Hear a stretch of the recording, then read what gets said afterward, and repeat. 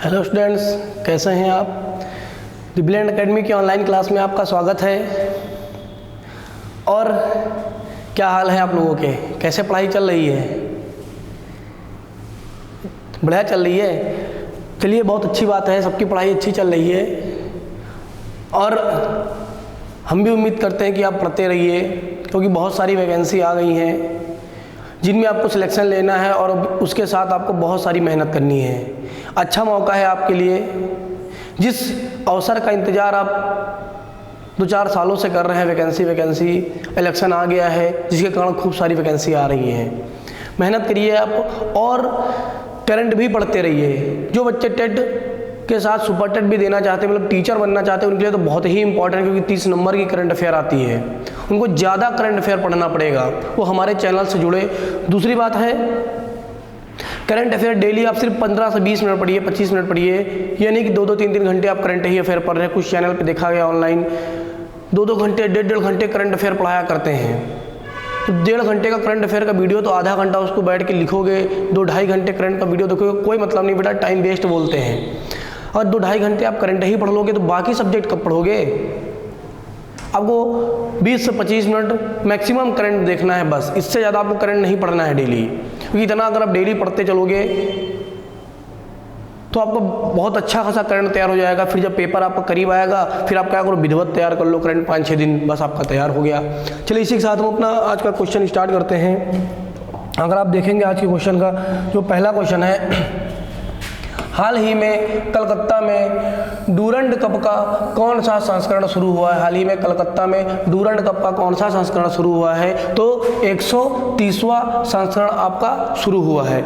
तो क्वेश्चन बन सकते हैं, कौन सा संस्करण है आपका? 130वां संस्करण है। कौन सा कप शुरू हुआ है आपका? डूरंड कप हुआ है। अब इसके बारे में थोड़ा बहुत जान लीजिए। हाल ही में कलकत्ता में डूरंड कप का 130वां संस्करण शुरू हुआ है। इस कप का आयोजन भारत में है, भारत में होता है। यह भारत में फुटबॉल का सबसे पुराना टूर्नामेंट है। वर्ष 1888 में शिमला में भारत में पहली बार फुटबॉल प्रतियोगिता डूरंड कप आयोजित हुई थी। तो ये भी पूछ सकता है, डूरंड कप किस खेल से संबंधित है आपका? तो डूरंड कप आपके फुटबॉल से संबंधित है। क्वेश्चन कई बार आया है आपका, किस खेल से कौन सा कप संबंधित है, क्वेश्चन कई बार आपके आते हैं। नेक्स्ट क्वेश्चन की अगर आप बात करोगे, निम्नलिखित में से किस राज्य की विधानसभा ने स्वास्थ्य विज्ञान विश्वविद्यालय विधेयक सन 2021 पारित कर दिया है आपकी? तो बात करेंगे इसमें से जो आपका विकल्प होगा वो आपका उड़ीसा है।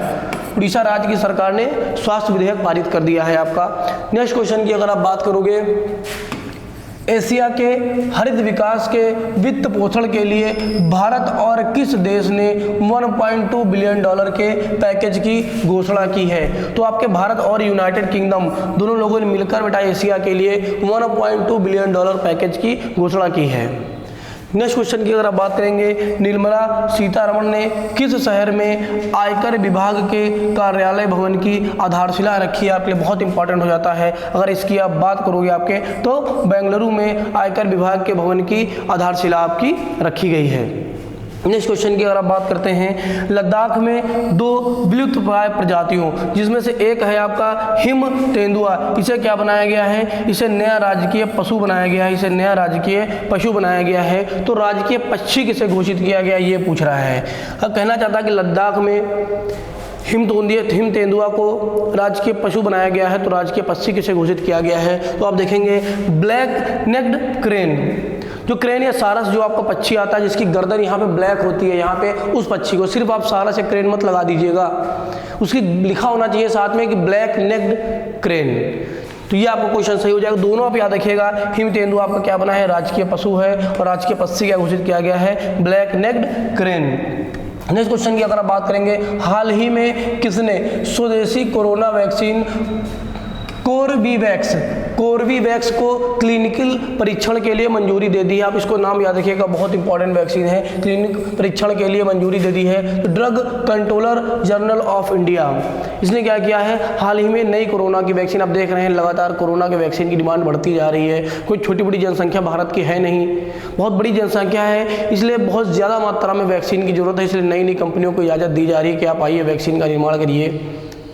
तो उसी तरह आपको ये नई वैक्सीन है आपकी, इसको आपके ड्रग कंट्रोलर जनरल इंडिया ने इसको क्या किया है, मंजूरी दे दी। तो आप इसके बारे में कुछ और बता लीजिए। Drug controller general of India ने हाल ही में स्वदेशी कोरोना वैक्सीन कोर्बेवैक्स को क्लिनिकल परीक्षण के लिए मंजूरी दे दी है। इस वैक्सीन निर्माता बायोलॉजिकल ई कंपनी को 5 से 18 वर्ष की आयु के बच्चों पर चरण और 2 से 3 नैदानिक परीक्षण करने की मंजूरी दी गई। मतलब देखा जाए कि अभी तक 18 साल के ऊपर के लोगों को ही वैक्सीन दी जा रही थी। और जो आपका विश्व की बात हो रही है, क्यूबा जो देश है वो विश्व का पहला देश बन गया है जिसने 2 साल के बच्चों तक को वैक्सीन दे दिया है। तो भारत भी कोशिश कर रहा है कि धीरे धीरे 18 वर्ष से नीचे भी छोटे बच्चों को भी वैक्सीन दिया जाए, इसलिए नई नई वैक्सीन आपके यहाँ डेवलप हो रही है, इसको आप याद रखिएगा।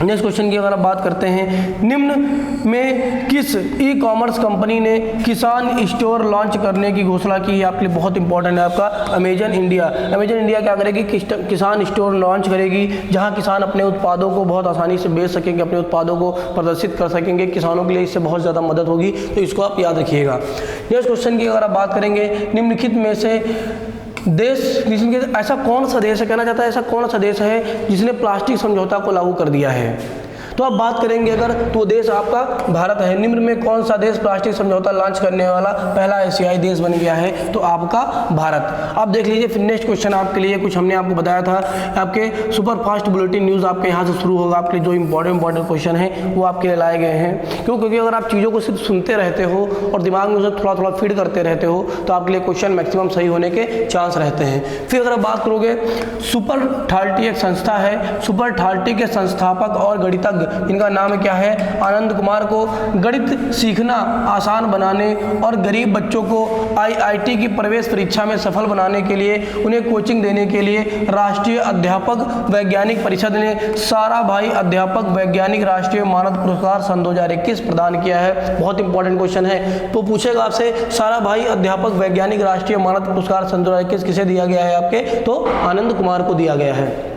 नेक्स्ट क्वेश्चन है आपके लिए, लेखिका नमिता गोखले, क्या नाम है इनका, नमिता गोखले, कौन सा पुरस्कार दिया गया है? Yamin Hazarika woman of substance award, substance award से सम्मानित किया गया है। यह सम्मान पाने वाली गोखले पूर्वोत्तर भारत की पहली महिला है। गोखले ने 20 पुस्तकें लिखी हैं जिनमें 11 उपन्यास शामिल हैं। आपके लिए मोस्ट इंपॉर्टेंट क्वेश्चन है, ये पूर्वोत्तर भारत की पहली महिला बन गई हैं जिन्हें यामीन Hazarika woman of substance award से सम्मानित किया गया है।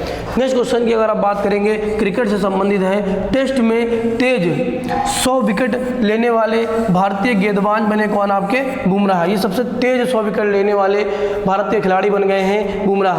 भारतीय तेज गेंदबाज जसप्रीत बुमराह इंग्लैंड के खिलाफ खेले जा रहे चौथे टेस्ट के 5वें दिन मेजबान टीम के बल्लेबाज ओली पॉप को आउट कर टेस्ट विकेट में सबसे तेज 100 विकेट लेने वाले भारतीय गेंदबाज बन गए हैं। जसप्रीत बुमराह ने पूर्व भारतीय कप्तान कपिल देव को पीछे छोड़कर यह मुकाम हासिल किया है। कपिल देव ने 25 टेस्ट मैच में 100 विकेट अपने नाम किए हैं, मतलब 25 टेस्ट मैचों में उन्होंने 100 विकेट लिए हैं। ये सबसे तेज रिकॉर्ड है आज तक का।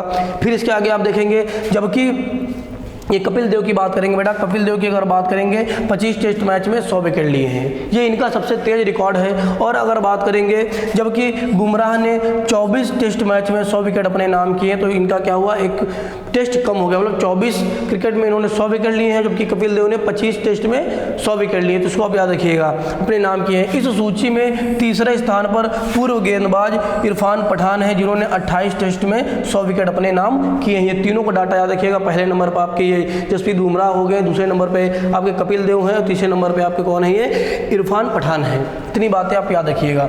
नेक्स्ट क्वेश्चन की अगर आप बात करते हैं, नोएडा के डीएम सुहास यतिराज ने सिल्वर जीता। ओलंपिक खेल में कोई आईएएस अधिकारी, पैरा ओलंपिक खेलों की यहाँ पे बात हो रही है। अगर आप बात करेंगे पैरा ओलंपिक खेलों में कोई आईएएस अधिकारी जो पदक जीता है, वो ये पहले अधिकारी हैं। ये आपके कहाँ है, नोएडा के डीएम हैं सुहास यतिराज। इन्होंने पैरा ओलंपिक खेलों में सिल्वर मेडल जीता है। आपके लिए बहुत ज़्यादा इंपॉर्टेंट है। इतने बड़े पदभार संभालते हुए उन्होंने कैसे अपने आप को मैनेज किया होगा खेल में, और भारत को एक सिल्वर पदक दिलाया, ये बहुत गर्व की बात है। तो इसके बारे में थोड़ा बहुत जानिए। टोक्यो पैरालंपिक में सुहास यतिराज ने सिल्वर मेडल जीतकर इतिहास रच दिया है। SL4 क्लास बैडमिंटन फाइनल में सुहास यतिराज ने फ्रांस के लुकास माजूर से हार कर गोल्ड मेडल से चूक गए, मतलब इनको क्या है, अगर ये जो आपके फ्रांस के लुकास माजूर हैं इनसे हार गए इसलिए गोल्ड मेडल से चूक गए हैं, लेकिन सिल्वर मेडल इनको मिला है। फिर अगर बात करेंगे गौतम बुद्ध नगर ऑब्लिक नोएडा, गौतम बुद्ध नगर को ही आपका नोएडा बोला जाता है, तो गौतम बुद्ध नगर नोएडा के 38 वर्षीय जिलाधिकारी सुहास पैरा ओलंपिक खेलों में पदक जीतने वाले पहले IAS अधिकारी भी बन गए हैं। सुहास शेतिराज ने सिल्वर जीतकर भारत को 18वां पदक दिलाया है। जानते हैं टोक्यो पैरालंपिक में भारत को टोटल 19 पदक मिले हैं, तो 18वां नंबर का पदक जीता था वो आपके सुहास शेतिराज ने जीता था। नेक्स्ट क्वेश्चन की अगर अभी बात करेंगे, राष्ट्रपति रामनाथ कोविंद ने शिक्षण के नए तरीके विकसित करने में योगदान देने के लिए देश भर से 44 शिक्षकों को रविवार को राष्ट्रीय शिक्षक पुरस्कार से सम्मानित किया। तो पूछ सकता है राष्ट्रीय शिक्षक पुरस्कार से कितने शिक्षकों को सम्मानित किया गया, तो आपके 44 शिक्षकों को सम्मानित किया गया है। राष्ट्रीय स्तर का यह पुरस्कार देश में कुछ सर्वश्रेष्ठ शिक्षकों को अनोखे योगदान को और उन लोगों को सम्मानित करने के लिए शिक्षक दिवस के मौके पर दिया जाता है जिन्होंने अपनी प्रतिबद्धता से न सिर्फ स्कूली शिक्षा की गुणवत्ता को सुधारा है बल्कि अपने विद्यार्थियों को जीवन को भी समृद्ध बनाया है। नेक्स्ट क्वेश्चन की अगर बात करेंगे, लवलीना बोरगोहेन को असम राज्य में समग्र शिक्षा का ब्रांड एम्बेसडर नियुक्त किया गया है। आपके लिए बहुत इंपॉर्टेंट है, ओलंपिक पैरा ओलंपिक खेलों की विजेता है आपकी कौन, आपकी ये लवलीना बोरगोहेन। इनको असम राज्य के समग्र शिक्षा अभियान का ब्रांड एम्बेसडर बनाया गया। अभी हमने आपको कल बताया था कि समग्र शिक्षा अभियान जो है ये सन 2026 तक बढ़ा दिया गया है। कुछ बातें अगर देखेंगे इनके बारे में आप, टोक्यो पैरालंपिक है आपका, पैरालंपिक है आपका खेलों में कांस्य पदक जीतने वाली लवलीना बोरगोहेन को असम में समग्र शिक्षा अभियान का ब्रांड एम्बेसडर बनाया गया है। यह जानकारी राज्य के शिक्षा मंत्री रनोज पेगू ने रविवार को दी है। इसको आप याद रखिएगा, बहुत इंपॉर्टेंट क्वेश्चन है आपका। फिर अगर बात करेंगे टोक्यो पैरालंपिक का समापन समारोह, टोक्यो पैरालंपिक का समापन समारोह इनके बारे में अगर बात करेंगे, टोक्यो पैरालंपिक 24 अगस्त से शुरू होकर 5 सितंबर को समाप्त हो गया। 13 दिन चले इस पैरालंपिक में 163 देशों ने 22 खेलों में और 4000 से अधिक एथलीटों ने भाग लिया। पैरा ओलंपिक में चीन पदक विजेता में शीर्ष नंबर पर रहा है, दूसरे नंबर पर आपका ग्रेट ब्रिटेन रहा है, तीसरे स्थान पर आपका संयुक्त राज्य अमेरिका रहा है। इस पैरालंपिक में भारत 24वें स्थान पर रहा है। भारत ने 19 पदक जीते हैं और ये 24वें स्थान पर रहा है। टोक्यो पैरालंपिक का समापन समारोह में भारतीय ध्वजवाहक अवनी लेखरा बनी। आपके लिए बहुत इंपॉर्टेंट क्वेश्चन है, मोस्ट इंपॉर्टेंट क्वेश्चन है कि टोक्यो पैरालंपिक में समाप्ति पर भारतीय ध्वजवाहक कौन थी, आपकी अवनी लेखरा थी। नेक्स्ट क्वेश्चन की अगर बात करोगे, केरल में कोविड-19 महामारी की संभावित तीसरी लहर से मुकाबला करने के लिए स्वास्थ्य विभाग की कोशिशों के तहत योद्धा बनो अभियान शुरू किया गया। याद रखना पूछेगा को योद्धा बनो अभियान किसने शुरू किया है आपके, तो ये केरल राज्य ने शुरू किया है कोरोना की तीसरी लहर से लड़ने के लिए। फिर अगर बात करेंगे, मुख्यमंत्री पिनरई विजयन ने कहा है कि इस अभियान का लक्ष्य तीसरी लहर की विभीषिका को कम करना और साथ ही टीकाकरण की गति को बढ़ाना है।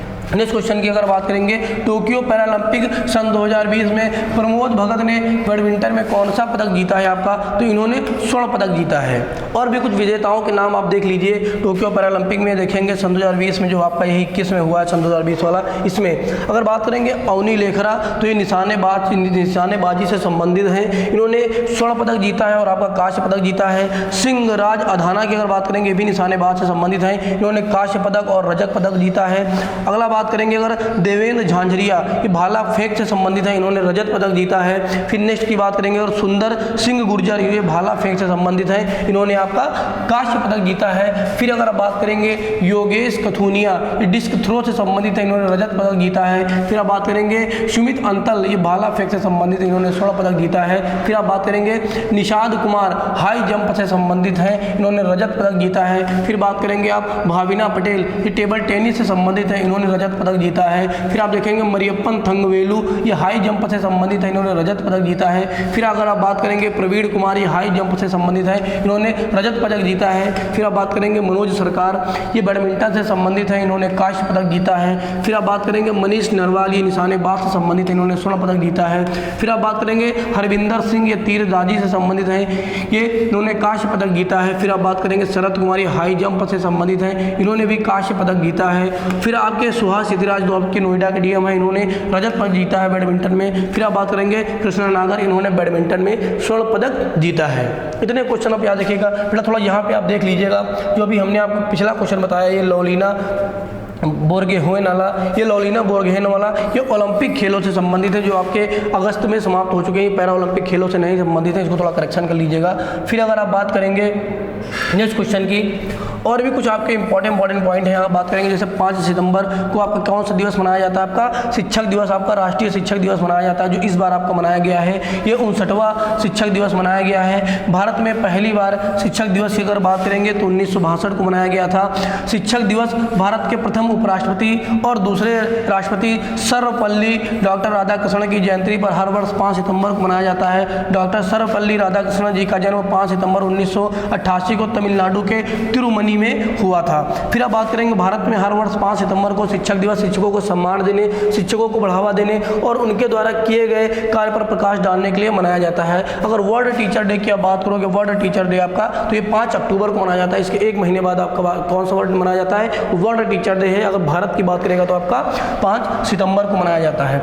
नेक्स्ट क्वेश्चन की अगर बात करेंगे, भारत का पहला ई व्हीकल अनुकूल हाईवे कौन सा आपका बन गया, बहुत इंपॉर्टेंट है आपका, तो दिल्ली चंडीगढ़ हाईवे है, ये भारत का पहला ई व्हीकल अनुकूल हाईवे बन गया है। फिर आप बात करेंगे नेक्स्ट क्वेश्चन की, 1 करोड़ फास्टैग जारी करने वाला देश का पहला बैंक कौन सा बन गया है आपका, तो पेटीएम पेमेंट बैंक आपके लिए बहुत इंपॉर्टेंट है। फिर आप देखेंगे कौन सा शहर उच्च गुणवत्तापूर्ण पेयजल या ड्रिंक फ्रॉम टैप योजना उपलब्ध कराने वाला भारत का पहला शहर बन गया है, तो आपको कौन सा शहर बन गया है, पुरी, ये उड़ीसा में स्थित है। ये पहला भारत का शहर है जिसमें जो क्या बेटा उच्च गुणवत्तापूर्ण पेयजल उपलब्ध कराने वाला भारत का पहला शहर बन गया है। फिर आप बात करेंगे ट्रांसजेंडर के लिए आरक्षण प्रदान करने वाला देश का पहला राज्य कौन सा बन गया है, आपका कर्नाटक बन गया है, ये भी इंपॉर्टेंट है आपका। फिर कोविड-19 के खिलाफ 100% टीकाकरण करने वाला भारत का पहला शहर कौन सा बन गया, तो आपका कौन सा शहर बन गया है, भुवनेश्वर, ये भी आपके उड़ीसा में स्थित है। फिर आप बात करेंगे भारत के पहले स्वदेशी विमान वाहक पोत जिसका नाम क्या है, IACP-71 विक्रांत को नौसेना में शामिल किया जाएगा।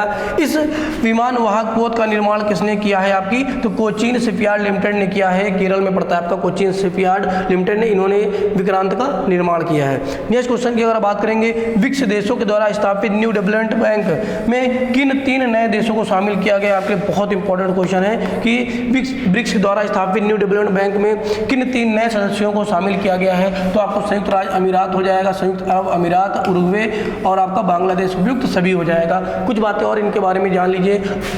अमीरात, उरुग्वे और बांग्लादेश को अपने जो ये बैंक है आपकी न्यू डेवलपमेंट बैंक, इसमें आपको क्या किया गया है, शामिल किया गया है। फिर आप बात करेंगे दुनिया की उभरती अर्थव्यवस्था वाले देशों ने सन 2015 में एक बैंक लॉन्च किया था जिसका नाम क्या था, यही न्यू डेवलपमेंट बैंक है। फिर अगर बात करेंगे शुरू में ब्रिक्स में सिर्फ ब्राज़ील, रूस, भारत, चीन और दक्षिण अफ्रीका शामिल थे, लेकिन अब देखेंगे अगर आपके 3 देश बढ़ गए हैं तो सदस्यों की संख्या कितनी हो गई है, आपकी 8 हो गई है। बहुत इंपॉर्टेंट क्वेश्चन है। फिर ब्रिक्स के बारे में कुछ बातें आप जानेंगे।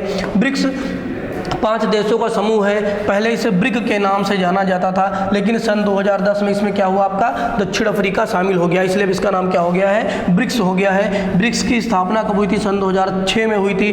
फर्स्ट ब्रिक्स की जो बैठक हुई थी वो सन 2009 में इसकी फर्स्ट बैठक हुई थी। फिर अगर बात करते हैं इसका मुख्यालय कहाँ है, इसका मुख्यालय आपका शंघाई चीन में है। और बात करेंगे ब्रिक्स के अगर सदस्य देश पूछेगा, ब्राज़ील, रूस, भारत, चीन, दक्षिण अफ्रीका, और 3 अभी आपके नए सदस्य जुड़ गए हैं, आपको उनको भी ऐड कर लीजिएगा। फिर आप देखेंगे ब्रिक्स का पहला सम्मेलन कब हुआ था, तो जून सन 2009 में हुआ था, रूस के एकातेरिनबर्ग में हुआ था, रूस के एकातेरिनबर्ग में हुआ था। फिर अब बात करेंगे सन 2020 के ब्रिक्स सम्मेलन के 12वें संस्करण की अध्यक्षता किस देश ने की, तो आपके रूस ने की है। फिर नेक्स्ट क्वेश्चन है आपके ब्रिक्स देशों की जनसंख्या दुनिया की आबादी का लगभग कितने % है, तो 40% है। सबसे ज़्यादा जनसंख्या मात्र इन 5 देशों में पाई जाती है, तो आपके 3 और बढ़ गए हैं। फिर अब बात करेंगे ब्रिक्स देशों के बैंक का नाम क्या है, तो यही बैंक का नाम है जो भी बताया ऊपर क्वेश्चन ही था, न्यू डेवलपमेंट बैंक NDB।